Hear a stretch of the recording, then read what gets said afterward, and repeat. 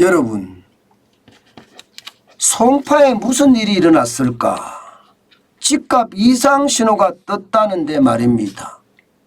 예, 제가 있는 곳이 송파거든요. 제가 지금 방송하는 곳이 송파입니다. 예, 근데 여기에 이상 신호가 떴다는 거예요. 그래서 자세히 들여다 봤더니 말입니다. 여러분, 이겁니다.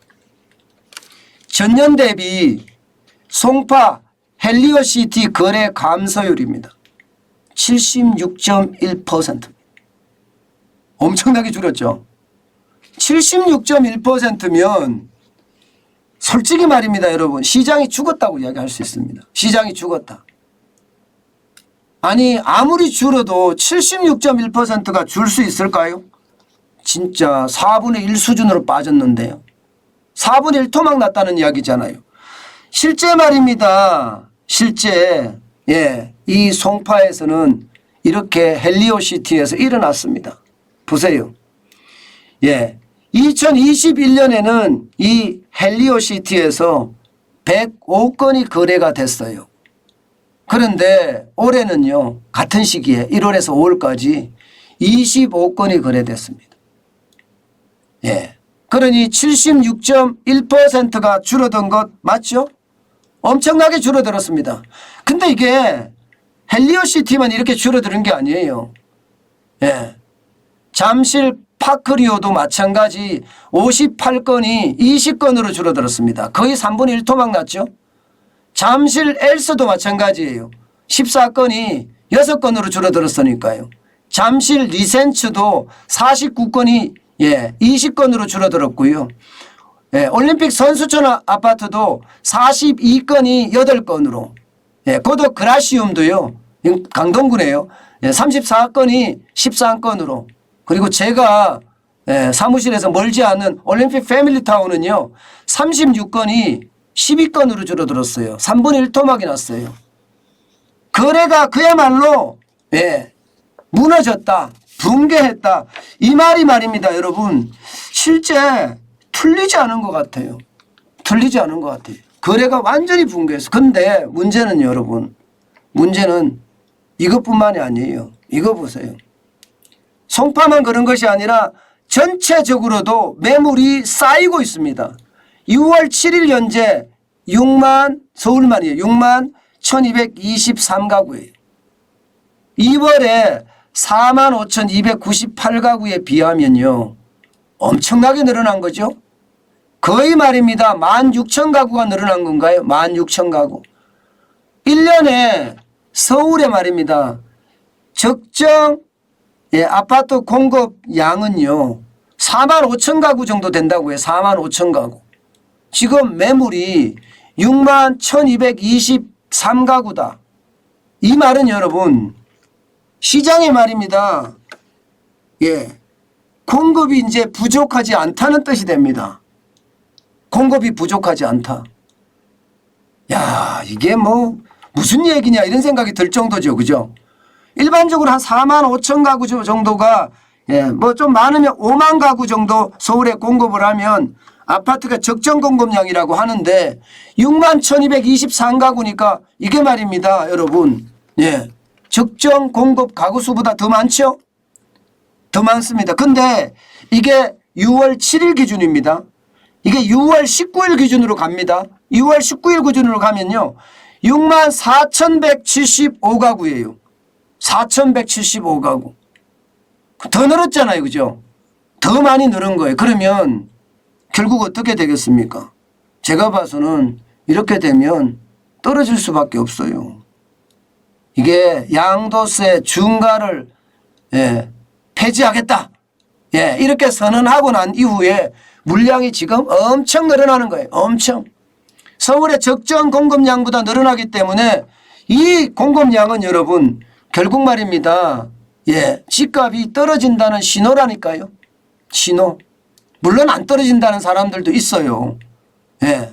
저도 당분간 떨어지겠나 이런 생각은 해요. 근데 지표를 보면 야, 이게 적정 가구보다가 적정 공급 가구보다가 지금 매물이 훨씬 많다는 거니까 이게 더 많아지면 많아질수록 집값은 더 빠질 수밖에 없습니다. 왜?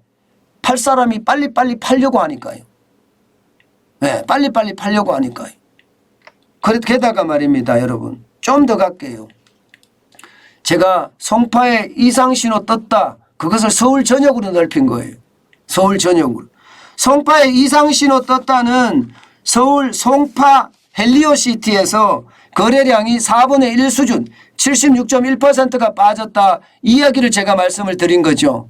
그런데 예, 서울 전체적으로 보더라도요. 여러분 지금 5월에 말입니다.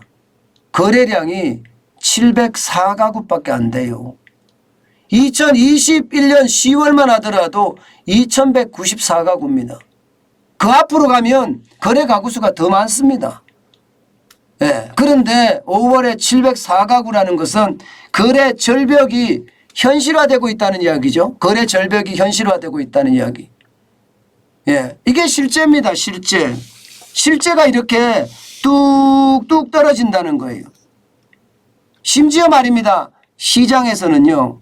거래량의 감소 수준이 이것은 심각하다. 이렇게까지 이야기합니다. 감소 수준이 심각하다고 이야기하는 것은 여러분 시장의 어떤 불안감이 훨씬 커진다는 거예요. 게다가 앞으로 좋아질 거냐. 이게 뭐 금리가 계속 올라가죠. 대출 규제는 규제대로 점점 심해지죠. 그러면 거래 절벽은 앞으로도 더 심각하게 일어날 수 있다 이런 얘기입니다. 거래 절벽은 더 심각하게. 게다가 말입니다. 여러분 이 지표 한번 보세요. 예, 이게 KB 부동산 민간 지표입니다. 민간 지표에서 집값이 떨어지기 시작했습니다. 2월 6일까지만 하더라도 전국 집값이 안 떨어졌어요. 0.01% 유지했거든요. 그런데 6월 13일에 전국 집값이 0.01% 떨어졌습니다. 5대 강역시는 0.02% 떨어졌고요. 더 많이 떨어졌죠. 수도권은 예, 지금 0.04% 더 많이 떨어졌습니다. 더 많이. 지금 이게 민간 지표입니다. 정부 지표가 아니에요. 민간 지표에서 지금 두둑두둑 떨어진다는 그런 지표가 나오고 있는 겁니다. 그런 지표가. 그러니 시장의 어떤 예, 이 혼란은 당분간 계속될 거다. 저는 그렇게 생각을 해요. 예, 당분간 계속될 거다. 집값은 떨어지는 지표가 나오니까. 서울에서 말입니다. 매매 수급 지수도 88.8까지 떨어졌잖아요. 그러니까 지표 자체는요. 지금 전부 다 어느 하나 지표를 보더라도 그 지표가 말입니다. 집값이 상승할 수 있다 하는 지표가 많지가 않아요. 통화량이 늘어난다? 이거는 이제 집값이 떨어질 수 있는 요소예요. 그죠? 올라갈 수 있는 요소예요. 공급이 많이 준다? 이게 집값이 예, 이것도 올라갈 수 있는 요소인데 문제는 앞서 제가 보여드린 것처럼 예, 이게 매물이 이 정도로 많으면 공급이 부족한 것도 아니잖아요. 예, 물론 적재적소 내가 필요한 집은 없다 이렇게 이야기할 수도 있겠죠. 예, 그런 상황에 따지면 달라질 수도 있지만 전체적인 분위기는 여러분 결국 집값이 떨어지는 분위기로 간다. 지금까지는요. 지표들이 말입니다. 그렇게 이야기할 수 있을 것 같습니다. 그러면 여러분 결국 경제 전체적으로 보면 말입니다. 채권 떨어졌죠. 그죠? 그 다음에 암호화폐 떨어졌죠. 주식시장 떨어졌죠. 지금 부동산 쪽으로 가는 것은 아닌가. 저는 그런 생각까지 해봅니다. 언젠가는 떨어지겠지만 이게 예상보다가 빠른 속도로 떨어지면 어떡하나.